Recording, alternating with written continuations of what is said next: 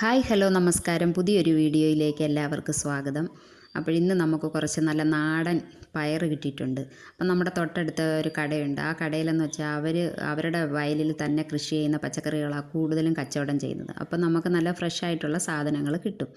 അപ്പോൾ നമുക്കിതിന് വേണ്ടി ഒരു അരപ്പ് തയ്യാറാക്കണം. അപ്പോൾ അതിന് വേണ്ടി ഒരു 3 കൈപ്പിടി തേങ്ങ എടുത്തിട്ടുണ്ട്. അതിനകത്ത് ഒരു വെളുത്തുള്ളി, ഒരു 1/4 സ്പൂൺ മഞ്ഞൾപ്പൊടി, 1/4 സ്പൂൺ മുളക് പൊടി, ഒരു നുള്ള് ജീരകം, അത് ചതച്ചെടുക്കണം. ഒരു ചട്ടി അടപ്പത്ത് വെച്ചു, വെളിച്ചെണ്ണ ഒഴിച്ചു.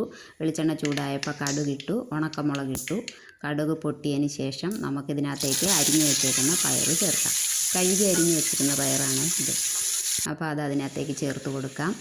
അതിനുശേഷം നമുക്ക് ആ ചതച്ച് വെച്ചിരിക്കുന്ന അരപ്പ് ഇതിലേക്ക് ചേർക്കാം. ഇനി ഇതിലേക്ക് നമുക്ക് ആവശ്യമുള്ള ഉപ്പ് ചേർക്കാം. ഇപ്പോൾ ഉപ്പ് ചേർത്തു. ഇനി ഇതൊന്ന് നന്നായിട്ട് ഇളക്കണം. ഇളക്കി യോജിപ്പിച്ച് അടച്ചു വയ്ക്കാം. അടച്ചു വെച്ച് ഇതിനകത്ത് വെള്ളമൊന്നും ചേർക്കേണ്ട കാര്യമില്ല. ഈ ആവിയിൽ തന്നെ നിന്ന് വേകണം. അതാണ് അതിൻ്റെ ടേസ്റ്റ്. അപ്പോൾ രുചികരമായ പച്ചപ്പയർ തോരൻ റെഡി ആയിട്ടുണ്ട്.